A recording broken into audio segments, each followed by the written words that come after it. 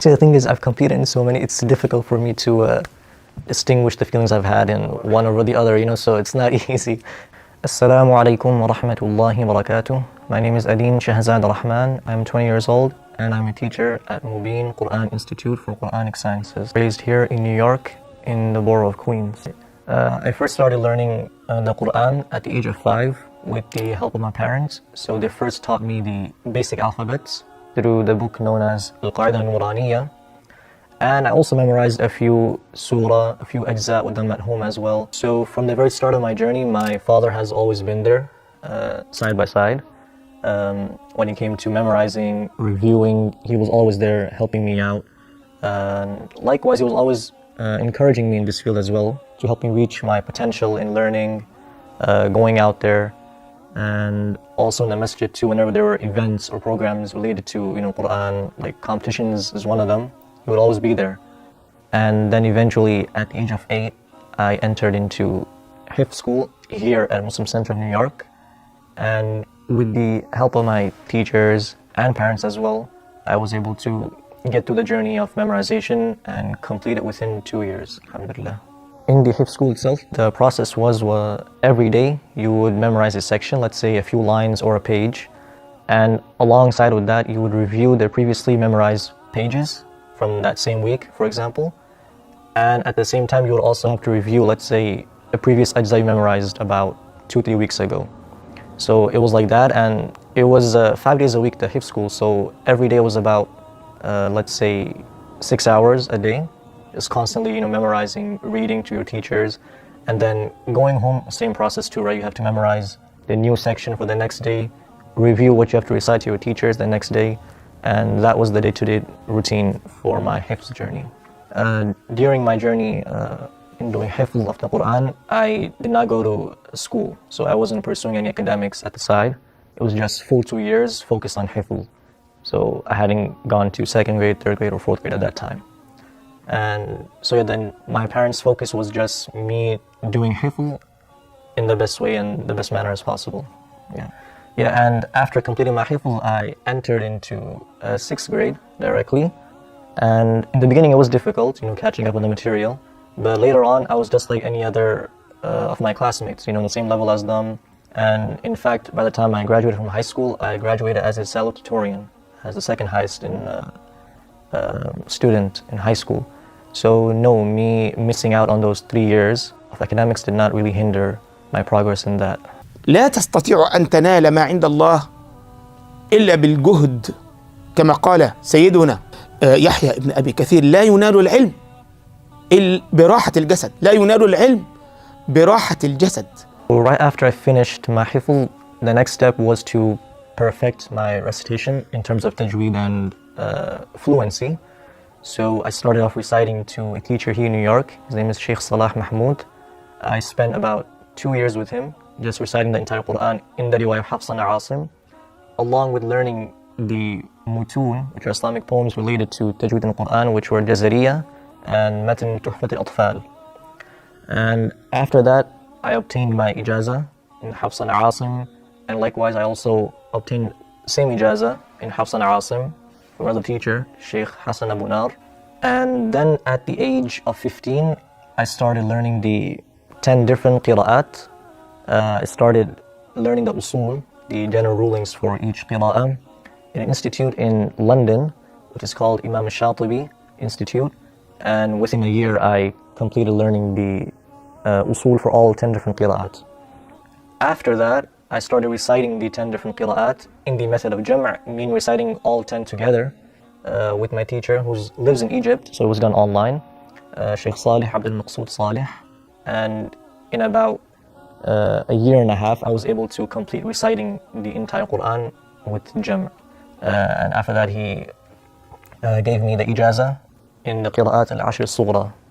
قل هو الله أحد الله الصمد لم يلد ولم يولد ولم يكن له كفؤا أحد ولم يكن له كفؤا أحد ولم يكن له كفوا أحد ولم يكن له كفؤا أحد ولم يكن له كفءا أحد.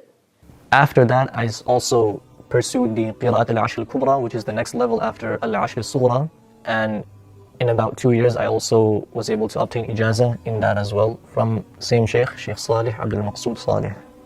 The biggest key in accomplishing all of this was dedication, self-discipline, and having a time routine to do all this. والإمام الزهري يقول من طلب العلم جملة نسيه جملة، وإنما يطلب العلم شيئا فشيئا قليلا قليلا. وعلى مدار السنين وعلى مدار الأوقات وكثرة الاجتهاد في طلب العلم فإن الله عز وجل يوفقك، والله وعد بذلك. So it wasn't like, one day I would revise or read and the next day I won't. It was everyday routine. And in doing so, there was a set schedule because, I had memorized Qur'an as well as Mutun aside too, so I had to balance those two. So every day I would set aside a time where I would review the Mutun specifically and then review the Qur'an and Qiraat on a separate time. And all this was done with the help of my father, who would listen, my revision. So I wasn't reviewing to myself, rather to my father. So my first competition took place when I was 8 years old, and this was for only 5 ajza at the time, because I had memorized the entire Qur'an by then, only 5 juz. So obviously I was nervous because it was my first time being up front on stage, in front of an audience that included my parents, my classmates, my teachers, and other outsiders as well. When I was younger, when I first started doing hifz, I was very shy in terms of reciting the Qur'an, in front of my friends, even parents or family. It was not something that I would enjoy doing. For the most part, I was nervous, but because I had done some preparation with my father, so it wasn't that, you could say, scary at the end. So there was some level of confidence in there, but obviously being up front on stage is not easy, especially for someone at that age. So I placed first for the first time in the same competition, but which took place the year after, and that was for the 10 ajza category. So that was the first time I placed first, and well, it's for someone at that age, it was a big thing, receiving a trophy and award, and because of that, it only motivated me more to pursue, competing in these kind of competitions, whether it was locally or nationally, and all step by step. So one of the biggest benefits that I've gained from competing, especially nationally and internationally, was that I had the opportunity to meet many people from different countries and different regions, all of them in the same line, learning the Qur'an. So it was a good experience, being in their company, meeting them, befriending them, and making connections along the way as well. And also meeting, scholars in the field of Qur'an and generally in Quranic sciences, learning from them too. So that was one of the biggest benefits. The second benefit I would mention would be in terms of being able to travel around the globe, all because of Qur'an, right? All for the sake of going to compete in a friendly Quranic competition. So that was one of the benefits as well. Advice that I would give to someone who wants to embark in this journey would be to be ready to dedicate themselves in this field, right? Which means it comes with sacrifices, self-discipline, having a set routine and all of that, and also having a really strong desire and interest in learning the Qur'an itself. One book that I found interesting was called Talent Overrated, and in that book the author, he describes how this misconception that a person has to be gifted or talented at a young age in order to pursue that that career or that occupation or so on. And he says that in fact it's not talent or being gifted, it's more about the time and effort you put into achieving your goal in that field.